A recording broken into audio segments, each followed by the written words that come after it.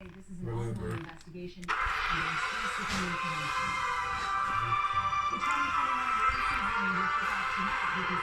Police say a call for help has become a homicide investigation. They are looking into the circumstances surrounding the death of a woman in an Etobicoke Park this morning. Good evening. The investigation is expected to continue through the night. Police provided an update this evening, but information remains scarce. CTV's Janice Golding has been following the latest developments and joins us now live. Janice.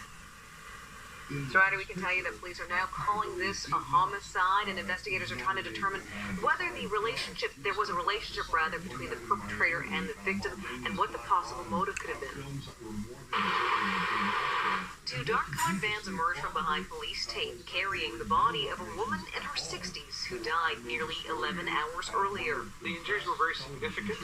At this time, I'm not going to comment on the mechanism of the injuries. Police originally said what they now believe to be a homicide originally came in as a medical call. A woman phoning 911 around 11:45 this morning. She was looking for help. She was looking for assistance from the police because she was in crisis. Police located the woman on a trail in Kingsmill Park away from the main roadway. She was pronounced vital signs absent shortly thereafter. I feel bad for the women in the farm. You know, I walk by the river all the time. I've never heard of a situation. It's a very safe community, so it's a tragedy. It's a big surprise. I'm a little shaken now. Forensic investigators, collision reconstruction unit officers, and homicide detectives began collecting evidence at what police call an expansive scene. Meanwhile, they also implored the public for help. If they saw anybody, or whether it was they heard cries for help, or if they saw somebody that didn't fit into the park here, to get in touch with us, we need that information. A police tow truck removed a blue hatchback from the scene around 8 p.m. While officers say it is related to the investigation, they declined to provide more information. The time period the police are talking about is between 10 o'clock and 11 a.m. Now, police are still calling this an active crime scene. Officers will be guarding the scene tonight and tomorrow.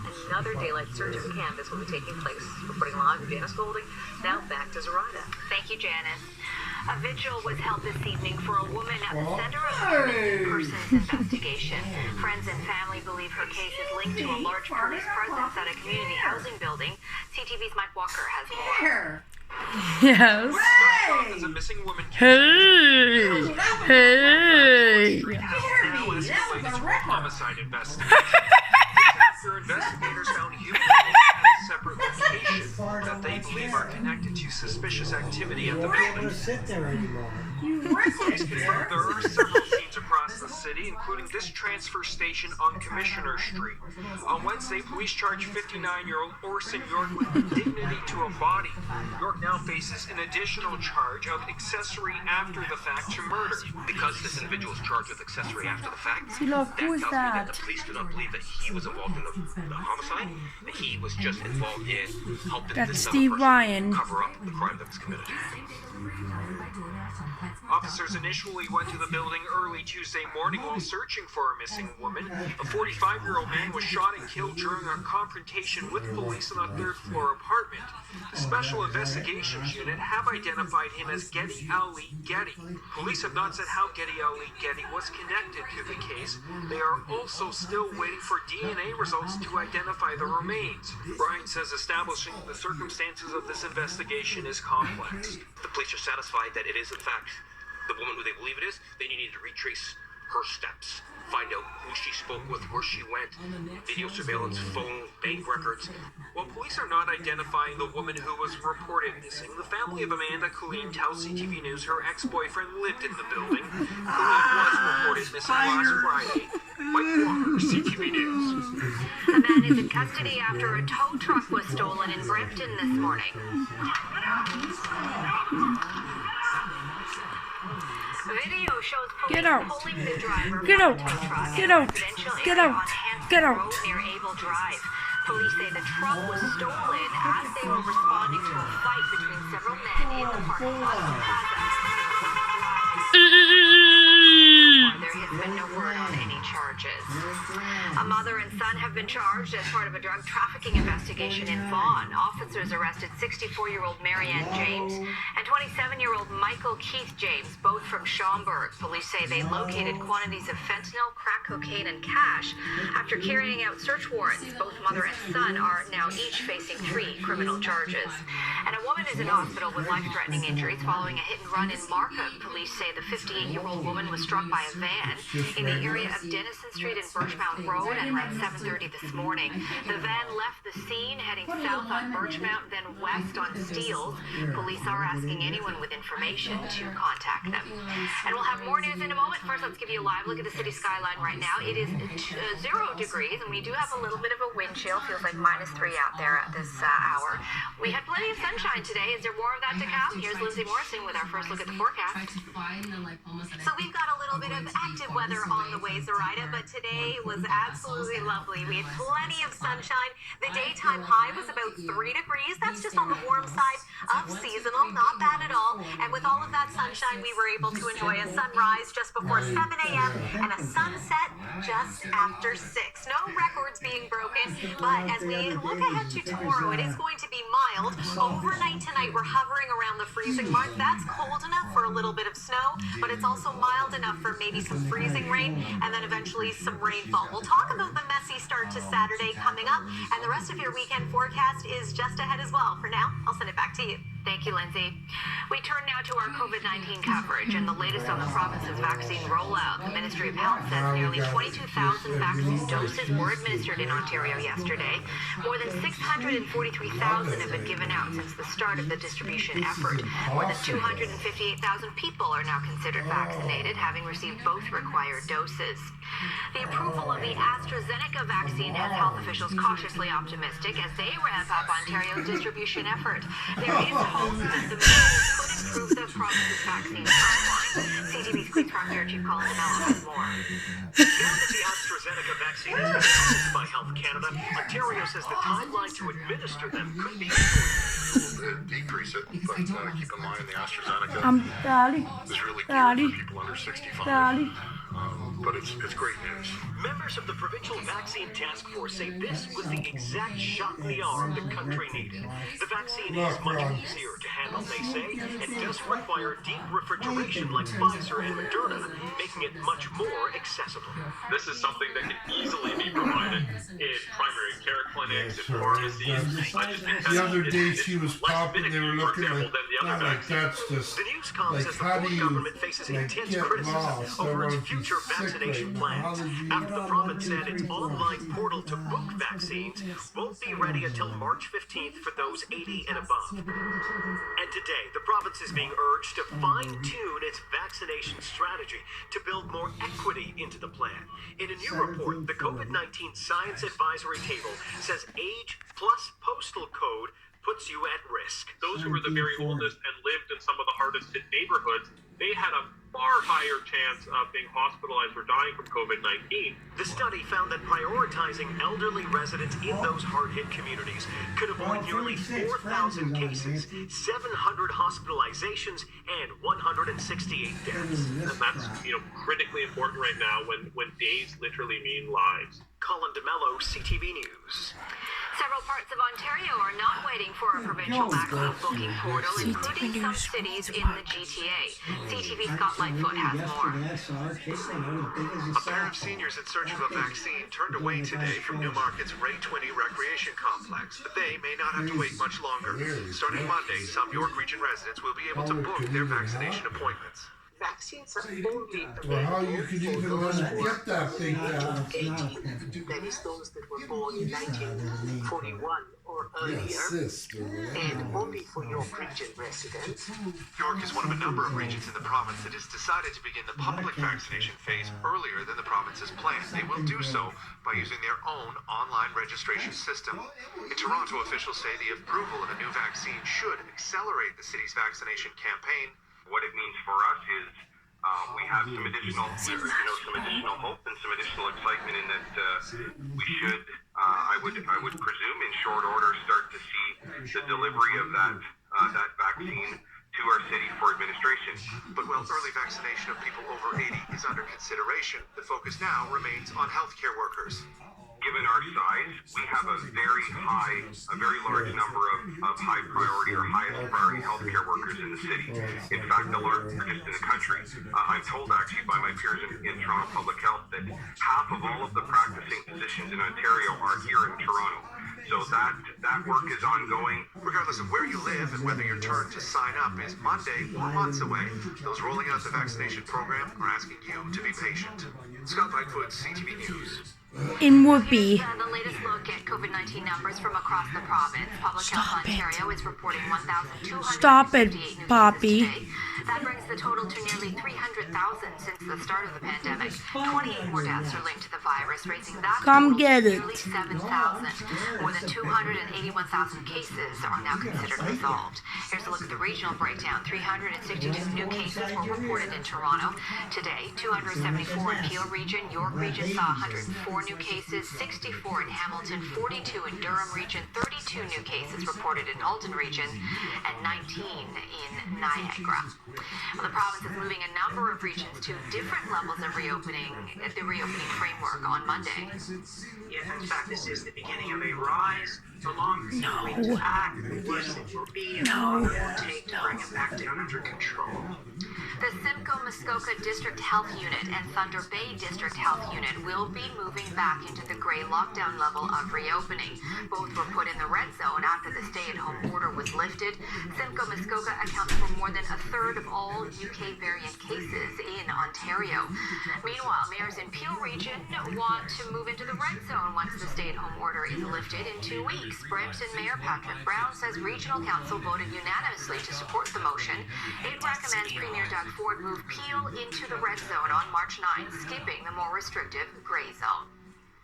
People in Mississauga and Brampton are going to restaurants in Oakville and Vaughan. People who would be going skiing in Caledon are going skiing in Collingwood. It is causing people to leave the region, and I think it's naive to suggest that that's not happening. It is happening. I believe the way the GTA has been cut up has been great business for restaurants in Oakville and Vaughan.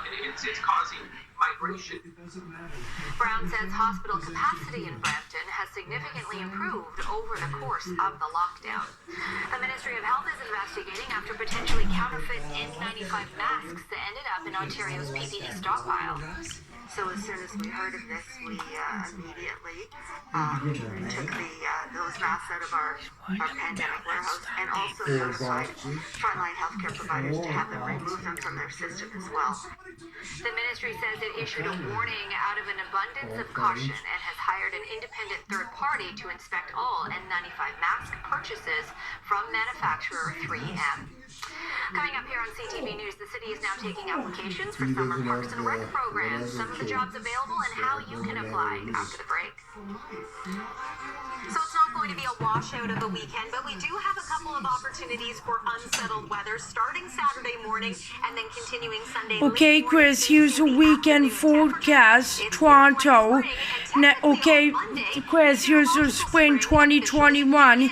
Begins March the 1st. That's tomorrow. The start of that, but it's not too far away. We'll show you if there's more spring-like weather in your 7-day forecast. That's coming up after this break here on CTV News. You're on CTV News.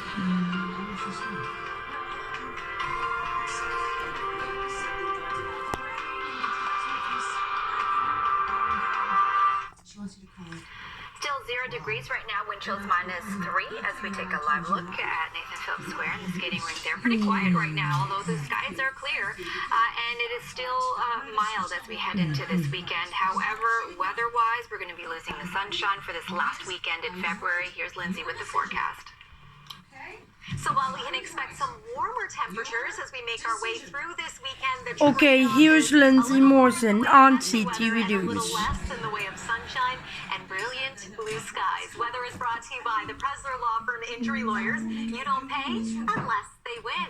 So in some parts of Ontario, there is still a lot of snow on the ground, and one couple near Ottawa decided to get creative in their backyard. They made a full-out 9-hole mini putt course. I love this. The husband and wife, they maintain it daily, and they say it's provided them both with a little escape. They're both frontline healthcare workers, and there has been a lot of crafty snow ideas in and around southern Ontario lately, but here in the GTA, there's also been significant melting as a result of several warm days, and it looks like that mild spell is going to follow us into the weekend. Let's discuss everything you need to know. There is messy weather on the way.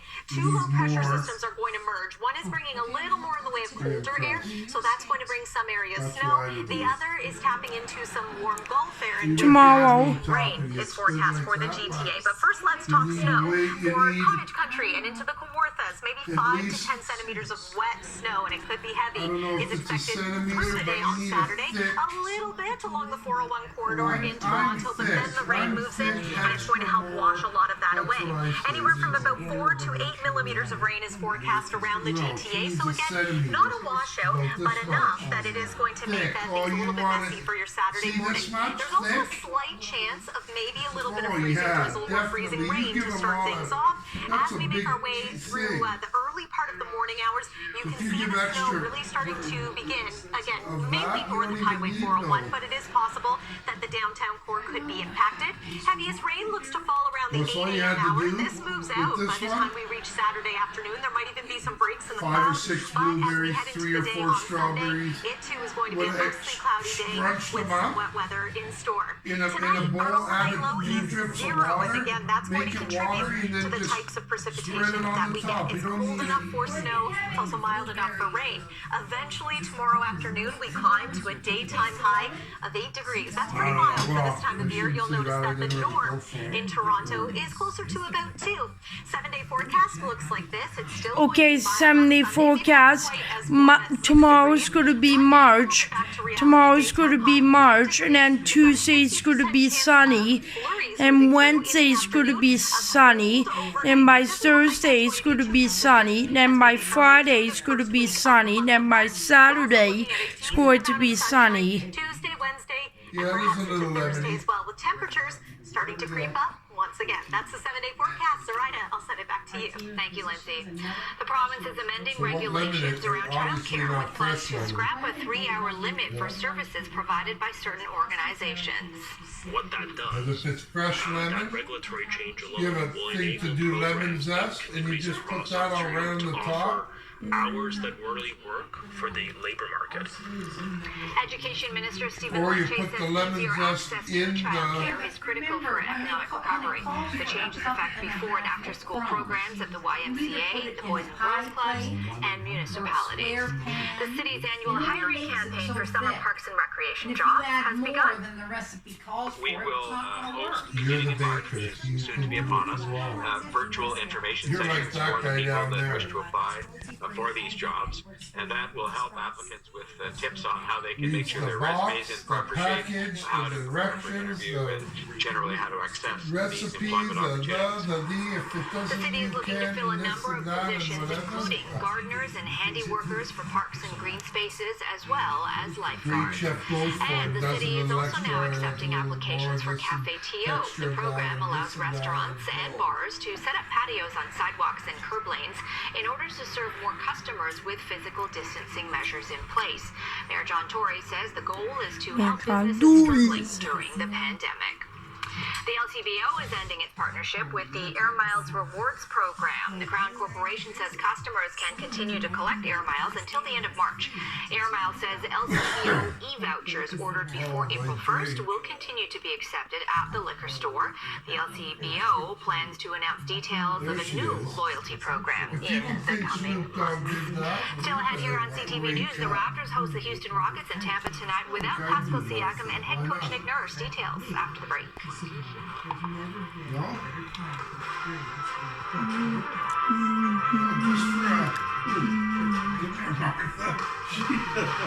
She guaranteed like this with Snoop Dogg smoking. Losers.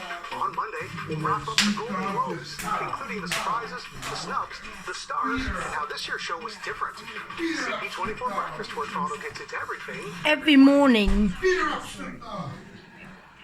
A local fan family is hoping to spread awareness about the importance of early diagnosis of a rare pediatric disease. Treatment is only viable in the early years, and while it may be too late for their 8-year-old son to get the treatment, his parents hope speaking out might make a difference for others. Here's CTV's Pauline Chan. Here's CTV's Pauline Chan. Merrick Dreher was a normal, energetic 4-year-old when he had his first seizure in 2017. They thought it was epilepsy, but it's not until 2019 that they learned he has Batten disease, an extremely rare genetic condition. It is one of the more known types of Batten disease, but no, we had never heard of it or the rare disease community in general. Depending on which gene is affected, it can start at different points in your life. Typically speaking, the earlier it presents, the shorter the life of that child. Even more heartbreaking, there is a drug that can slow its progression, but Merrick's diagnosis took so long, the family decided against pursuing it. We had decided that for Merrick and where he was in the disease, that the quality of life was number one at that point. We are offering everything we can to make Merrick's life as full, as meaningful, and as joyous as possible. Nurses help with his daily care. He loves music, especially Justin Bieber. There's that boy in the bathtub. Smiles and laughs constantly, even though he's lost his vision And there's that boy laying down. Day approaches, his family wants Pauline Chan, CTV News. and rare diseases in general. Pauline Chan, CTV And I News. find that is the case in the rare disease community. Pauline Chan, CTV News. David. They say if your child has lingering Let me health take that problems, video. keep pushing for answers, and they're grateful for the support of so many. Look at him. The sympathy and the compassion we get from our friends and family for sure, but it's connecting with other families that know exactly what you're going through and what you're going to go through. Pauline Chan, CTV News. Ottawa. Turning to sports now, and the Raptors were looking to snap a Does two-game Pauline losing Chan streak live against in the Houston Ottawa? Rockets tonight. Swings No, into a that was wide open Kyle from Lowry. Ottawa. Another three, another make in Toronto's biggest lead. There's Raptors. After trailing by as much as 8 points in the first quarter, the Raptors built a lead of 8 at halftime. The Raps led by 20 at 1 point and would beat the Rockets 122 to 111. The Raps host the Bulls on Sunday. The NBA is being extremely careful here, and so it's early in what's going on here. So I think we're all being conscientious and not taking any risk. The Raptors were missing most of their coaching staff for tonight's game because of COVID-19 health and safety protocols. Assistant coach Sergio Scariolo filled in as head coach as Nick Nurse and 5 of his staff were sidelined. Pascal Siakam also missed the game due to health and safety protocols. The team could not say if any members had tested positive for the virus. Checking the markets tonight, American benchmark oil was down, closing at $61.50 a barrel. The TSX Composite Index lost 163 points to close at 18,060. And the Canadian dollar was also down, finishing at 78.58 cents US. Stay with us. We're back with more news after the break. Kill yourselves. Days and days you don't even care. Those guys used to do it for 3 days straight. Jerry and all those guys, David Morris and Coming up this Saturday on Things to Know TO, Brenda Hollingsworth of O.J. Hollingsworth explains how personal injury lawyers evaluate a potential case. Taylor Kay joins us with some fun meal and snack ideas for the whole family to enjoy. Daniele Zanotti of United Way Greater Toronto shares more about the work they do. And Sandra Hawken of Holland Bloorview Kids Rehabilitation Hospital tells us about their Capes for Kids campaign. All this coming up Saturday morning on Things to Know TO. and look back and ready where